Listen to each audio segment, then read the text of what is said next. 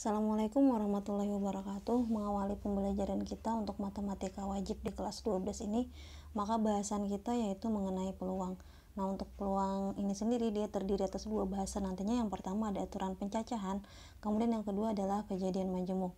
Untuk aturan pencacahan sendiri nantinya akan kita bahas mengenai aturan penjumlahan, aturan perkalian, permutasi, dan kombinasi. Untuk hari ini Ibu jelaskan dulu mengenai aturan penjumlahan dan aturan perkalian. Sebelum kita membahas mengenai aturan penjumlahan dan aturan perkalian, Ibu akan jelaskan dulu mengenai percobaan dan hasil percobaan. Waktu kecil pasti kalian pernah main ular tangga, dimana di dalam bermain ular tangga tersebut ada proses melemparkan sebuah dadu. Nah, melemparkan sebuah dadu di dalam permainan ini merupakan contoh dari percobaan, di mana percobaan bisa kita definisikan sebagai kegiatan yang menghasilkan beberapa kemungkinan.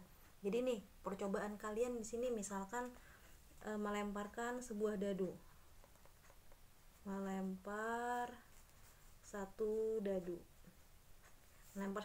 Jadi percobaan di sini yang contohnya adalah melemparkan satu buah dadu.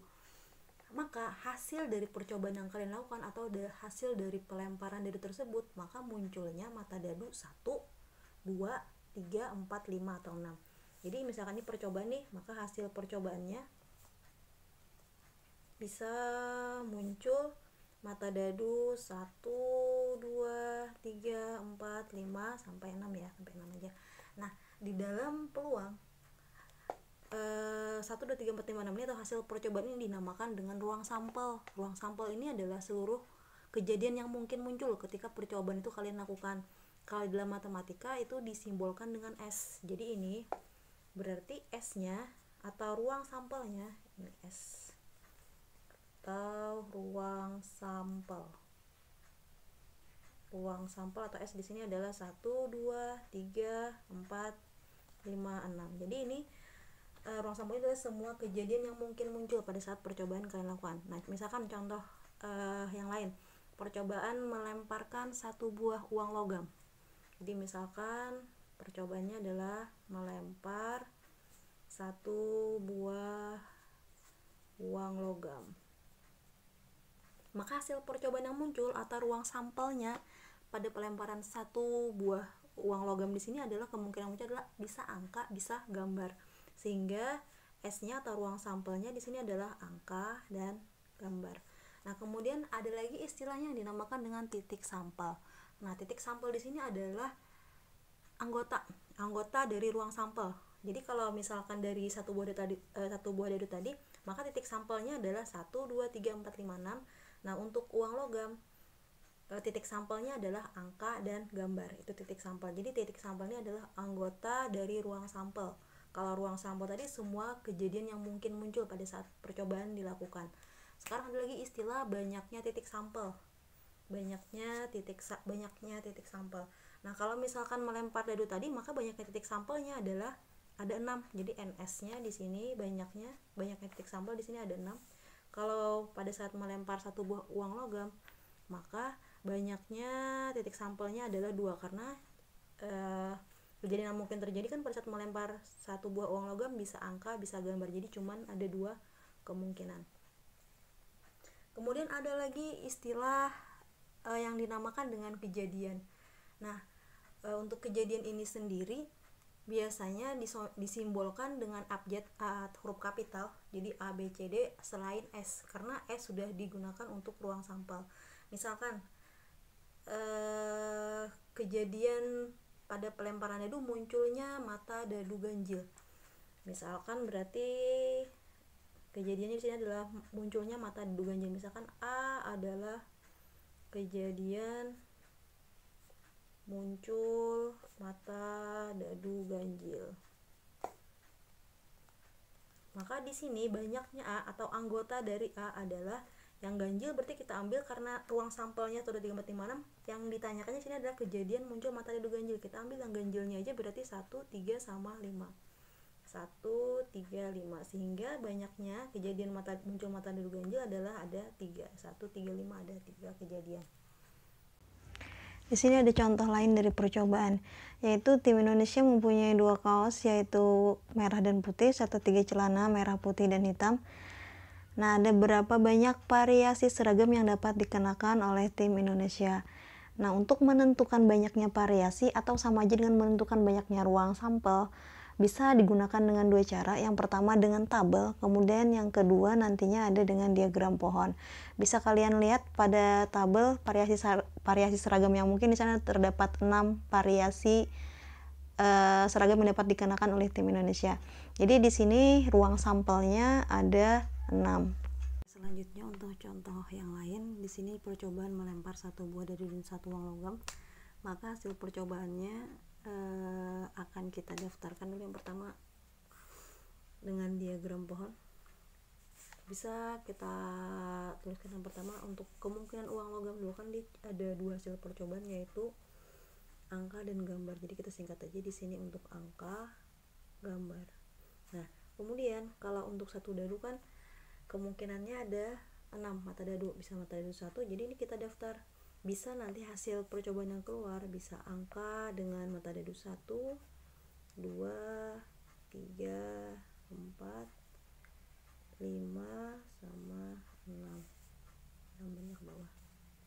Kemudian kalau untuk gambar juga sama, bisa saja gambar yang muncul sama mata dadu 1, 2, 3, 4,